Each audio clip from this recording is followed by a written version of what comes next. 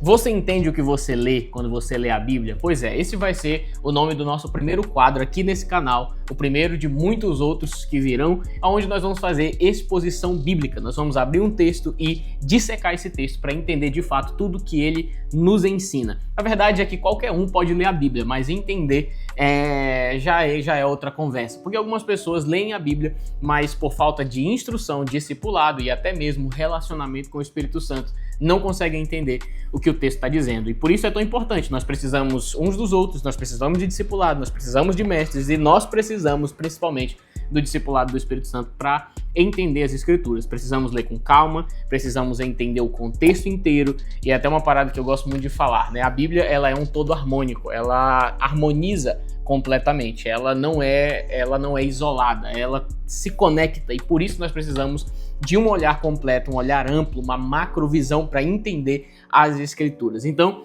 todo vídeo desse canal com o tema Você Entende o que Lê vai ser uma exposição textual onde nós vamos aprender boa teologia, boa hermenêutica a respeito do texto bíblico. E hoje, você já viu o título aí, nós vamos falar sobre Filipenses 3. Mas antes de qualquer coisa, é claro, não tem o nosso cafezinho aqui hoje, mas sejam bem-vindos a mais um vídeo aqui desse canal. O primeiro de muitos desse novo quadro, mas também é o primeiro de muitos ao longo do ano de 2026. Eu tô gravando esse vídeo aqui agora, dia 23 de dezembro, e eu não sei se vai sair antes do Natal ou depois do Ano Novo, sei lá, mas eu quero desejar aqui um Feliz Natal, Feliz Ano Novo para todo mundo que tá acompanhando esse canal, que tem me acompanhado no Instagram, tem me acompanhado aqui no YouTube. Vou tentar melhorar a frequência dos vídeos aqui desse canal, se Deus quiser, né? Se Deus permitir, nós vamos tentar melhorar aí. Tem um outro quadro também muito bom, vou deixar até um spoiler aqui para vocês. Assim, muito bom não, mas vou também ter um outro quadro aqui nesse canal chamado Polêmicas Vazias. Sim, esse quadro, eu não consegui pensar num nome melhor, né? Peguei até esse nome de um canal de futebol que eu acompanho, mas eu gostei muito desse tema, né? Polêmicas Vazias. E aí vai ser um canal onde nós vamos abordar temas que eles não são tão centrais assim à fé, mas eles acabam sendo um pouco mais polêmicos. Esses vídeos aí vão ser um pouco mais quentes, né? Mas o vídeo de hoje é sobre isso, é sobre exposição bíblica, então eu quero te convidar, né, a gente mergulhar no texto de Filipenses aqui.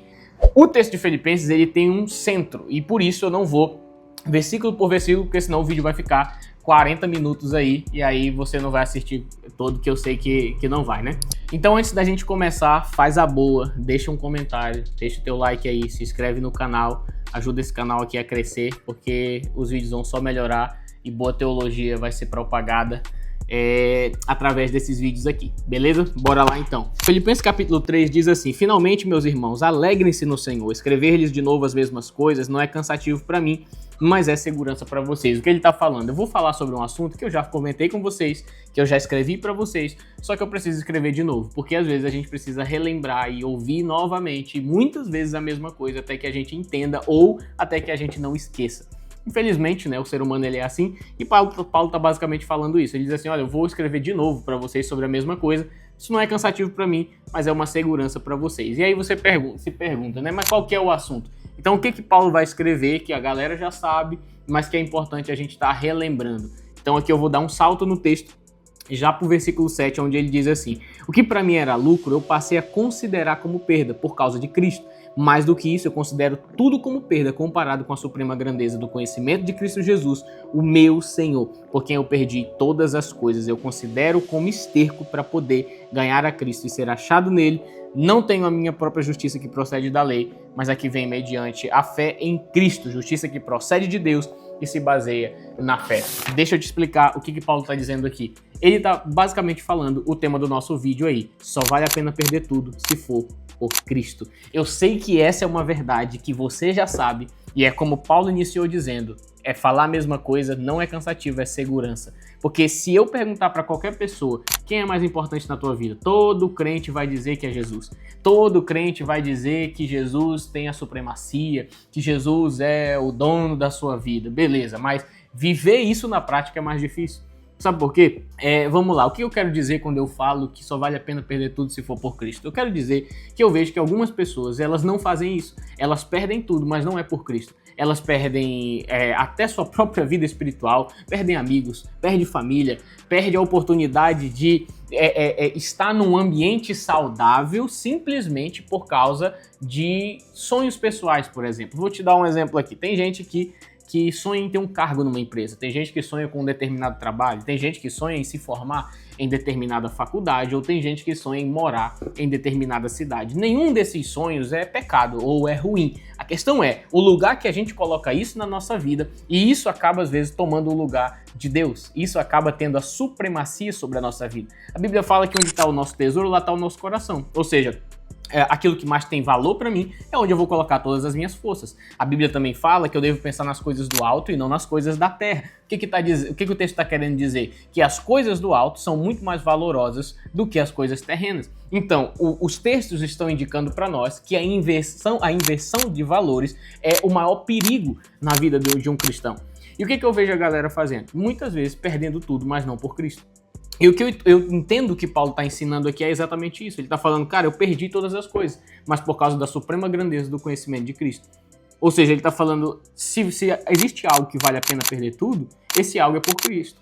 E se existe algo que não vale a pena perder tudo, é tudo aquilo que não é por Cristo. Vou falar uma parada aqui que talvez alguns até achem um pouco pesado, né? Mas algumas pessoas, por exemplo, na minha caminhada cristã, eu já vi isso acontecer. Tem gente, às vezes, que muda de cidade sem uma palavra de Deus, simplesmente por causa de uma oportunidade de trabalho ou porque vai fazer uma faculdade ou algo assim. Mas não tem uma palavra de Deus, não pergunta se de fato é aquilo que Deus quer, ou, pior ainda, coloca tudo aquilo que é espiritual e que envolve Deus no último plano para tomar sua decisão. Vou dar um exemplo.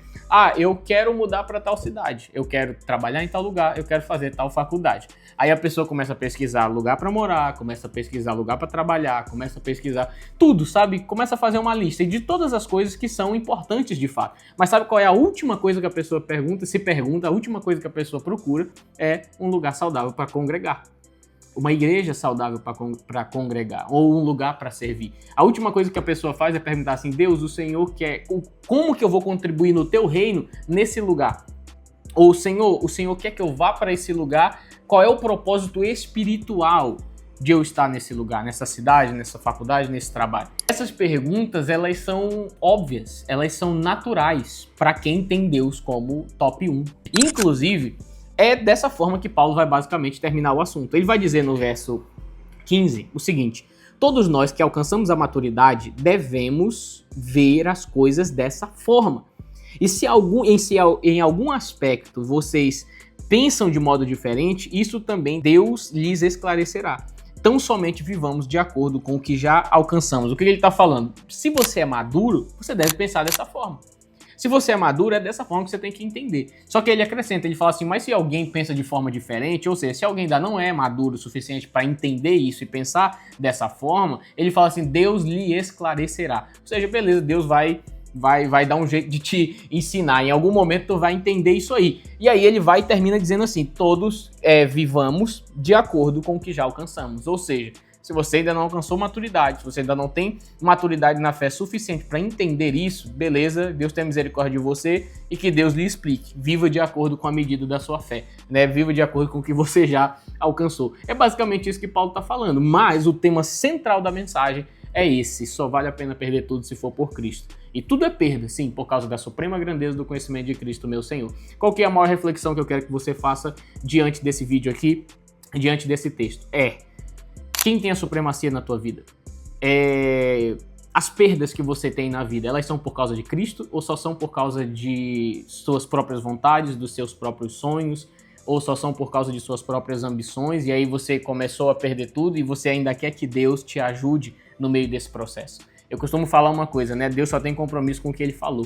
Se Deus não te manda fazer algo, você faz e você tem sérias consequências com aquilo, Deus tem misericórdia para te salvar, para te livrar daquilo. Contudo, não culpe a Deus ou não tente transformar Deus num vilão diante de uma situação que Deus não te mandou fazer. Então, o centro dessa mensagem é esse. Por quem você está perdendo a tua vida? Por quem você está gastando a tua vida? Em que você está gastando a tua vida? No final, você vai poder dizer, eu perdi tudo por causa da suprema grandeza do conhecimento de Cristo, como disse Paulo, Ou você só vai dizer, eu perdi tudo por causa da suprema grandeza do meu trabalho, por causa da suprema grandeza do cargo que eu queria naquela empresa, por causa da suprema grandeza da faculdade que eu queria me formar, eu perdi tudo. Sabe, gente, isso não vale a pena. E é isso que eu entendo de acordo com o texto bíblico, é isso que eu acredito que Paulo está expressando aqui. Se você ler o contexto inteiro de uma forma mais detalhada, como eu disse, se eu for versículo por versículo, o vídeo vai ficar muito longo, vai ter momentos desse quadro, ou em outros vídeos que eu vou realmente expor versículo por versículo, e aí o vídeo, se tiver 1 hora, beleza, não tô nem aí, vou postar assim mesmo. Mas nesse daqui eu queria focar nessa mensagem, porque ela é o centro de Filipenses 3. Só vale a pena perder tudo se for por Cristo. Então avalia a tua própria vida, e se pergunta pelo que você está perdendo tudo, e se pergunte se no final vai de fato valer a pena e você vai poder dizer que perdeu tudo, mas por causa da suprema grandeza do conhecimento de Cristo. Porque é somente sobre isso, somente nesse caso, que de fato vai valer a pena. Então, você entende o que ler, que você possa entender esse texto e que Deus te abençoe e até o próximo vídeo. Falou!